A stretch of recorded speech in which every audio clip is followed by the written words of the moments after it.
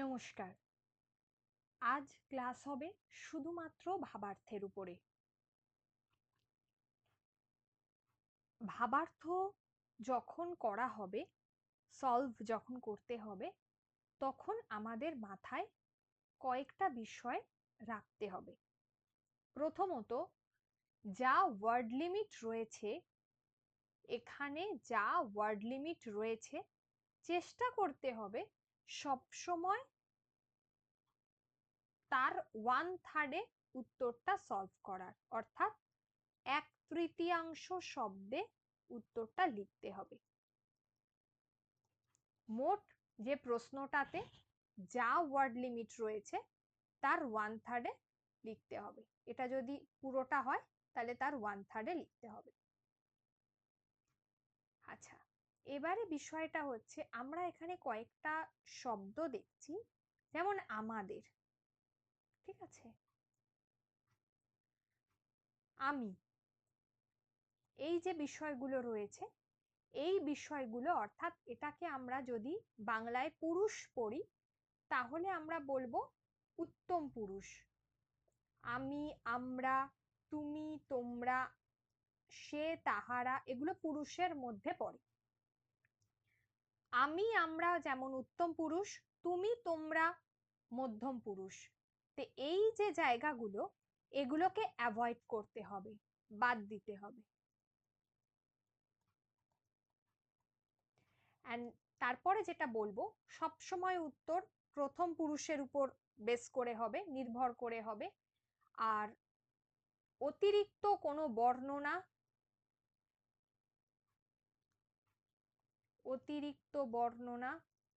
তুলনা বাদ দিতে হবে। আমি অলরেডি ক্লাসে বিভিন্ন ডেসক্রিপটিভের উপরে ক্লাস করাচ্ছি এবং সেগুলো আপনারা অবশ্যই করতে পারেন। সাথে থাকছে আপনাদের জন্য এমন প্রচুর সলভ করা ভাবার্থ, প্রতিবেদন এবং বঙ্গানুবাদ।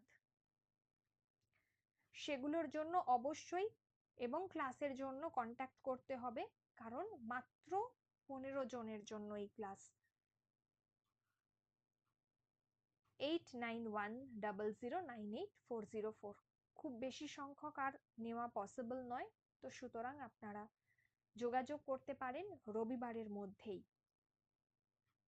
তো এখানে যে বিষয়গুলো বলবো, স্যাটারডে লাইভ ক্লাস হবে, এটা বললাম।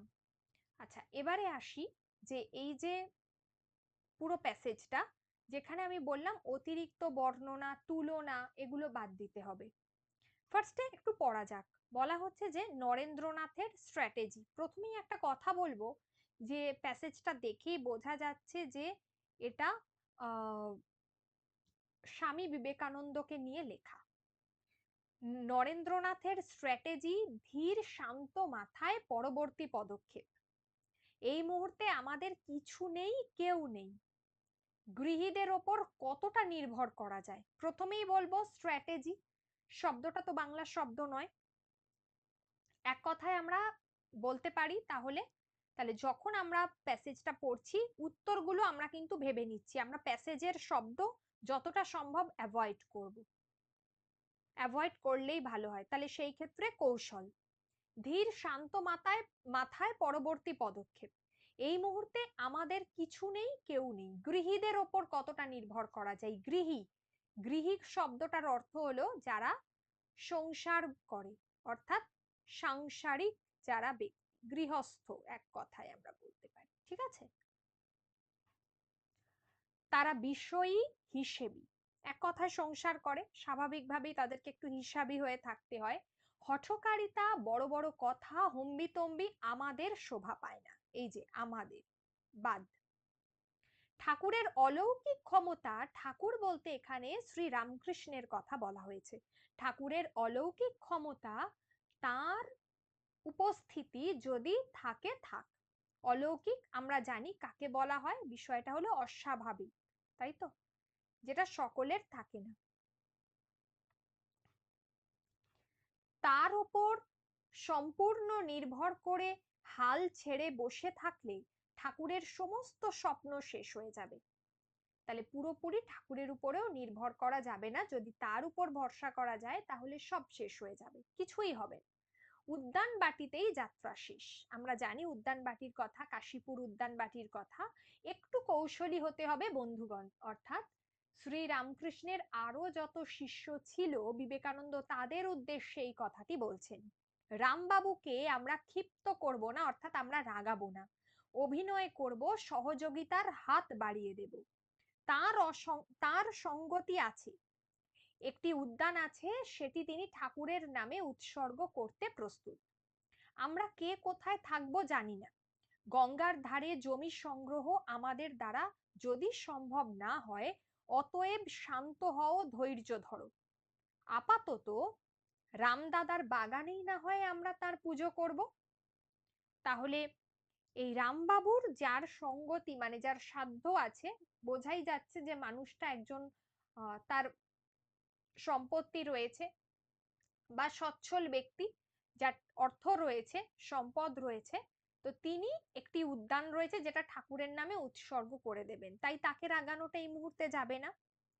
কে কোথায় থাকবো জানি না, গঙ্গার ধারে জমি সংগ্রহ আমাদের দ্বারা যদি সম্ভব না হয়, অতএব তিনি বলছেন যে এমন একটা পরিস্থিতিতে সকলের মাথা ঠান্ডা রাখার কথা।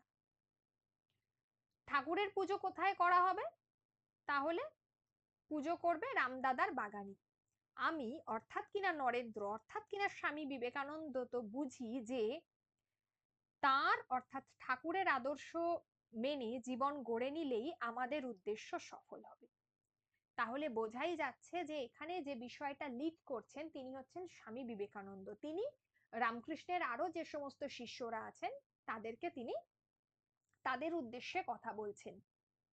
অর্থাৎ এই প্যাসেজটা আমরা ধরে নিতে পারি যে এই এটা রয়েছে মোটামুটি ভাবে 1/3 যদি আমরা করি এই প্যাসেজটাতে, তাহলে দেখতে পাবো যে 110 বা এরকম একটা শব্দে এটি রয়েছে। ঠিক আছে, খুব বেশি শব্দে নেই এটা।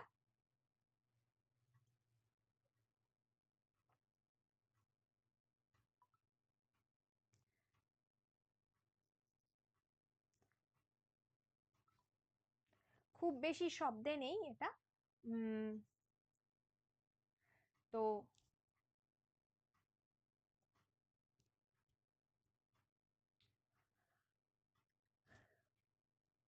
তো যেটা বলছিলাম যে তাহলে এর উত্তরটা কি হতে পারে?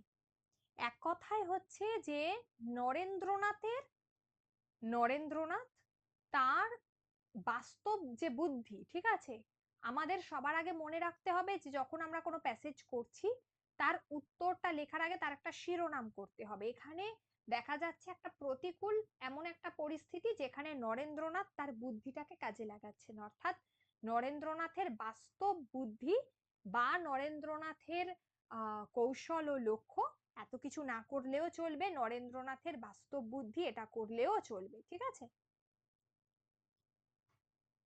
সব সময় তো পরীক্ষার হলে মনে থাকবে না অনেক কিছু, এটা বারবার হবে। এই কারণে এই ধরনের বাক্যগুলো লিখতে গেলে যেটা করতে হবে বারবার প্র্যাকটিস করতে হবে। আমি শুধুমাত্র মুখস্থ করে নামিয়ে দিলেই হবে না, বারবার প্র্যাকটিস করলে এগুলো এসে যাবে। বাস্তব বুদ্ধি, ঠিক আছে।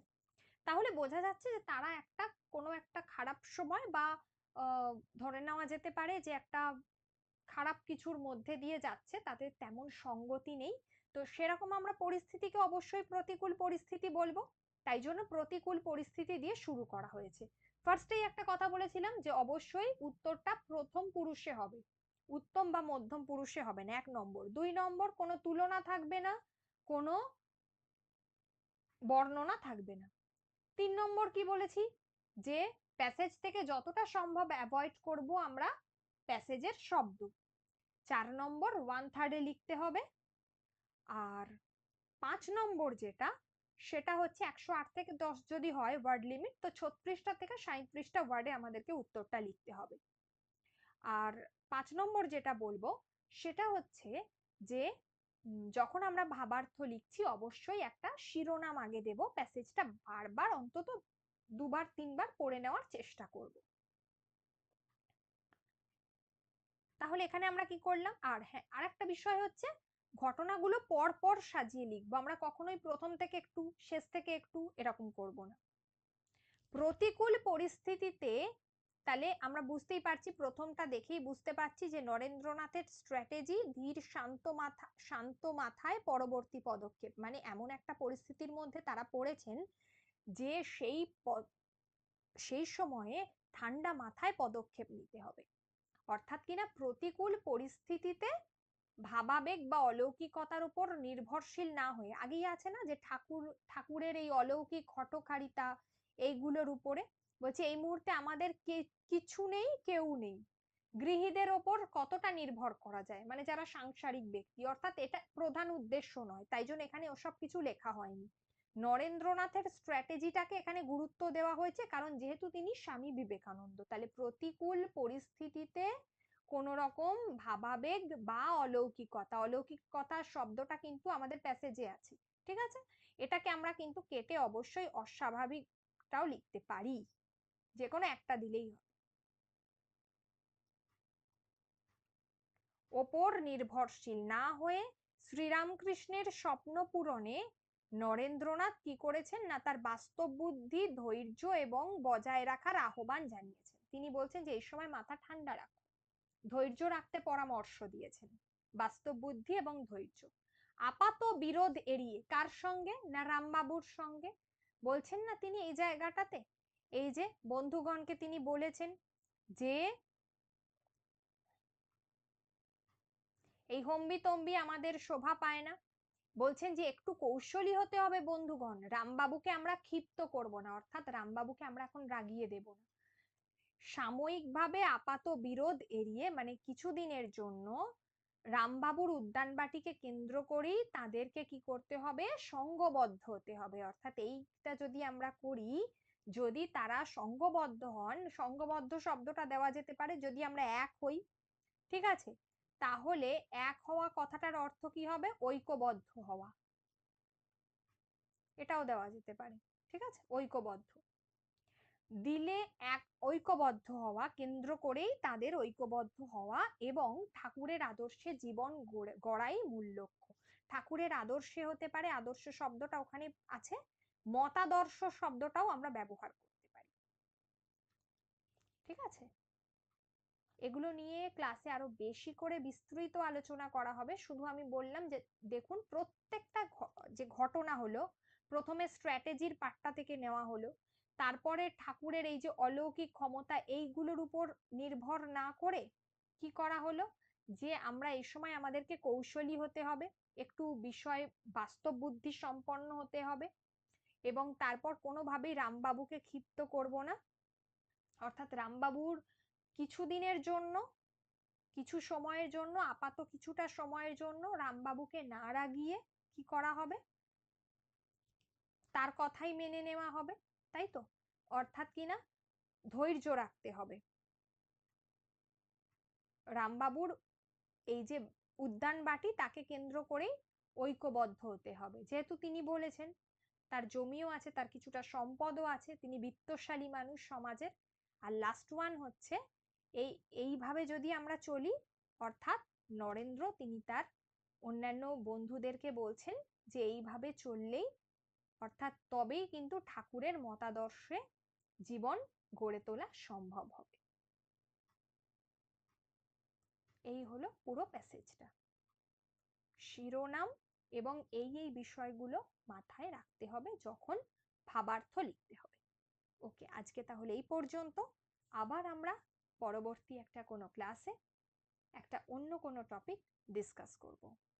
আর যারা চাইছেন রেগুলার প্র্যাকটিস, তারা অবশ্যই এই নোটসটার উপরে যে নাম্বারটা রয়েছে, কন্ট্যাক্ট নাম্বার, সেটাতে আপনারা কন্ট্যাক্ট করে নেবেন।